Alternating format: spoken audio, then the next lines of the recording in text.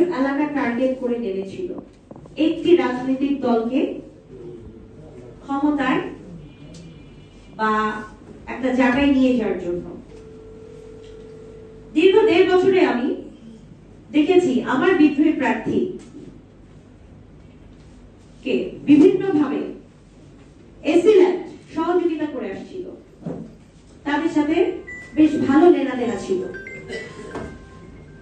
এবং প্রশাসনিক লেভেল থেকে বিএনপির মধ্যে একটা বিভাগ এবং বিভাজন তৈরি করার জন্য গ্রুপ কাজ করেছিল।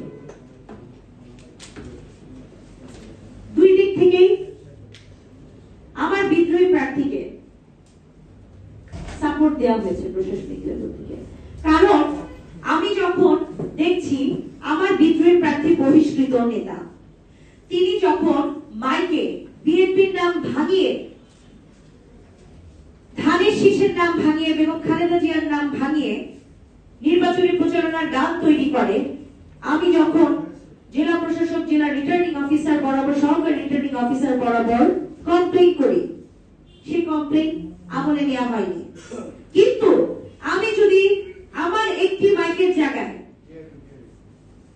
একটু যদি মানে একটা মাইকের জায়গায় 2টা মাইক আমি ইউজ করেছি, আমাকে তারা জরিমানা করে, আমার 20,000 টাকা জরিমানা দিতে হয়েছে।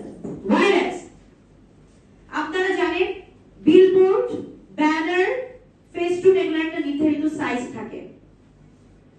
আমার বিদ্রোহী প্রার্থী এগুলোর কোনো সাইজ শেপের কোনো মেইনটেনেন্স ছিল না। আপনারা জানেন যে প্রতীকটা তারা পাবে সেটা 3 মিটারের বেশি হওয়া যাবে না নির্বাচনী আচরণ বিধিবিধান অনুযায়ী।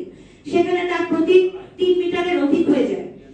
কোনো কমপ্লেইন তারা নেয়নি, আমি বারবার কমপ্লেইন করেছি।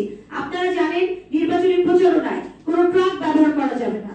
আমার বিদ্রোহী প্রার্থী ট্রাক ইউজ করে প্রচারণা চালায়। আমি বারবার প্রশাসনিক লেভেলে কমপ্লেইন করেছি, চিঠি দিয়েছি, কিন্তু তারা আমার কমপ্লেইন আমলে নেয়নি। তাহলে এটা একটা প্রি প্ল্যান ছিল না? আমার বিদ্রোহী প্রার্থী ইচ্ছা মতন নির্বাচনী আচরণ বিধি ভঙ্গ করেছে, তাতে কোনো সমস্যা হয়নি। কিন্তু আমি যখন অভিযোগ দিয়েছি আমার অভিযোগ আমলে নেওয়া হয়নি, বরং আমাকে জরিমানা দিতে হয়েছে।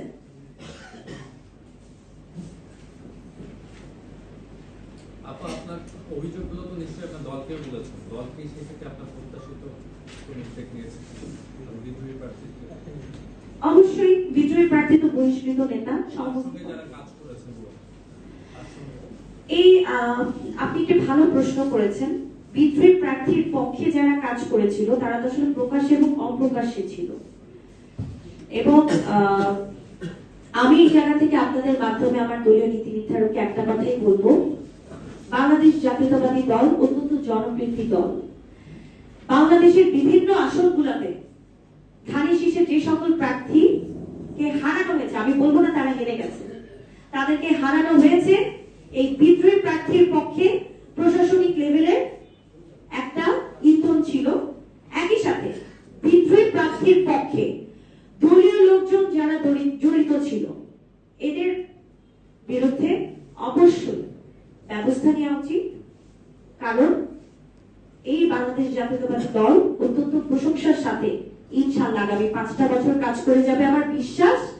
এবং আমি মনে করি দলে যদি এই ধরনের হাইব্রিড নেতা কর্মী থাকে যারা বিদ্রোহী প্রার্থীর পক্ষে কাজ করবে কিন্তু ধানের শীষের প্রতীকের বাইরে, যে তারা যদি জেলার গুরুত্বপূর্ণ দায়িত্ব পায় এবং তারা তাদের যদি সঠিক কোনো তদন্ত না হয়, তারা যদি দলের গুরুত্বপূর্ণ জায়গায় আবারও রয়ে যায়,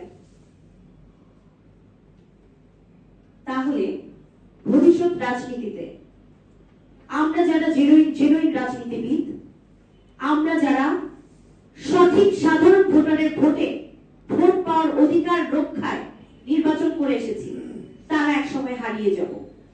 উদীয়মান রাজনীতিবিদ হিসেবে আমার বিদ্রোহী প্রার্থীর পক্ষে যারা কাজ করেছে তাদের জন্যই তো আজ আমার উদীয়মান একটি ভবিষ্যৎ। নারীদের নিয়ে আমার যে কাজ করার ইচ্ছা ছিল আমার সদরে, আপনারা জানেন আমার সদরে রেল লাইন, বিশ্ববিদ্যালয়, হাসপাতাল, মেডিকেল কলেজ কিচ্ছু নাই। সরকারি দলের একজন এমপি থাকলে আমার সদরকে আমি যেভাবে গুছিয়ে রাখতে পারতাম, সাজাতে পারতাম, সেটি আজ আমার শেরপুরের অবহেলিত মানুষ অবহেলার শিকার হলো। তাহলে এই বিদ্রোহী প্রার্থীর পক্ষে কারা ছিল, তারা কারা, এটি সঠিক তদন্ত বের করে তাদের বিরুদ্ধে অতি দ্রুত অ্যাকশনে যাওয়া উচিত।